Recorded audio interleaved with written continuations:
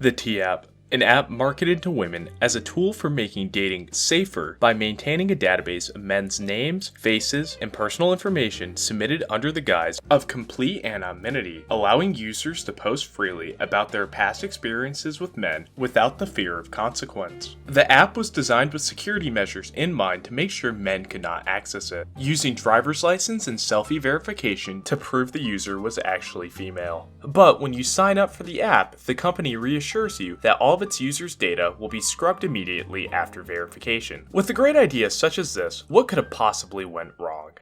Sean Cook, the CEO and founder of the T-App, and the man indirectly behind the slaughter. Although Cook is a gay man with an abnormally big schnoz, he was also the son of a single mother, who he watched have countless bad experiences with different men that she met through online dating. The many dates that Sean witnessed his own mother go on with losers who would just use her for sex and ghost her would infuriate Sean. And knowing that he couldn't fight back physically, he would seek another avenue for his vengeance against the men on dating apps. In 2019, while attending the University of California, Berkeley, Sean would attend a 6-month coding boot camp in software engineering, and he would later use this knowledge to create and launch the T-App in 2023. For the first 2 years of the app's life, it didn't have much notoriety outside of the user base. However, this would all change when the app would slowly gain traction due to word of mouth by women who use it, eventually leading to the app becoming the #1 lifestyle app on the App Store in mid-July of 2025. Now that we have the rudimentary knowledge of the creation of the T-App and the man behind it, let's examine how the whole thing went awry from such a foolproof idea.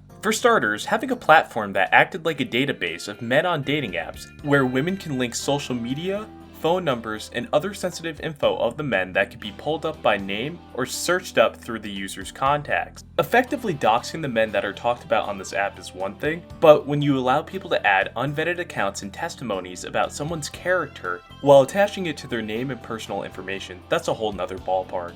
Allowing members of the T-App to freely post character-damaging allegations next to sensitive personal information is outright dangerous, and morally wrong. Like I'm sure a lot of the men talked about on this app are not very good people. However, how many people on this app are getting character assassinated by bitter former lovers with outright exaggerations and straight up lies? While the T-App attempts to prevent the spread of slanderous information from coming off the platform by blocking users from taking screenshots of people's profile, there's several ways for people with bad intent to get around this, and who's to say the information doesn't leak out of the app's echo chamber in the first place? Obviously, the T-App allowing such content and things to happen on the platform would lead to eventual legal action from men who non-consensually had their information posted on the app. Nevertheless, there's not much the men talked about on the app can legally do to the app itself, and the team behind the T-App even laughs about brushing off 3 legal threats on average a day. Through the grapevine, the open secret of what was happening on the T-App would eventually be found out, and the worst people to find out possible would catch wind of it. First, the sins of what the T-App was doing would spread through Twitter and other social media platforms, then the forums of incel.is, the largest incel forum on the internet. And finally, on July 25th, 2025, an anonymous 4chan user would give the users of the app a taste of their own medicine.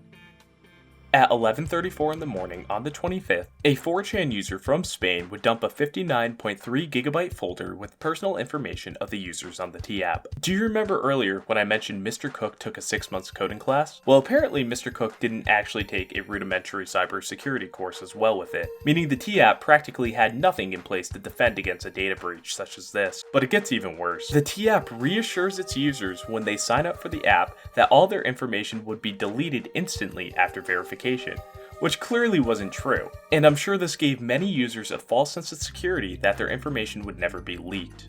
Although under normal circumstances, I would have empathy for the victims of the T-App data breach. Honestly though, I can't bring myself to care considering most of the users signed up knowing the culture that the app harbored. And I believe you reap what you sow. These data breaches contain ton of verification selfies from the T users, along with their driver's license, which had their full name and addresses on them, effectively doxing them the same way the site was doxing the men talked about on the app. And yes, the vast majority of the women who used the app would look exactly the way you'd imagine them to.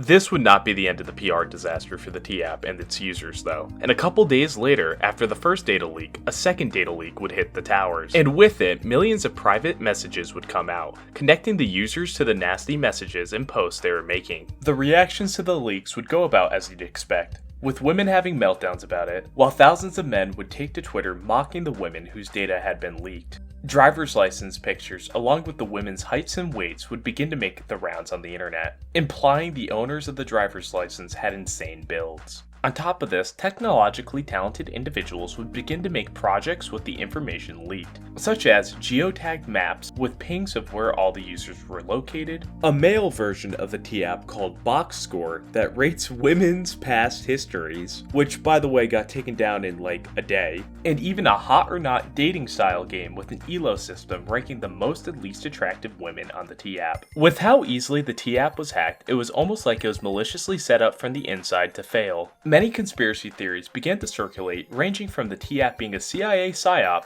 to accusations of Sean Cook deliberately coding the app poorly out of deep-seated resentment towards his own mother. Honestly, as a conspiracy theorist, a lot of these theories seem plausible. However, I don't think it's actually as nuanced as people are overthinking it to be. And there's really no 5D chess here at play, and everyone involved with the app's development was just fucking stupid.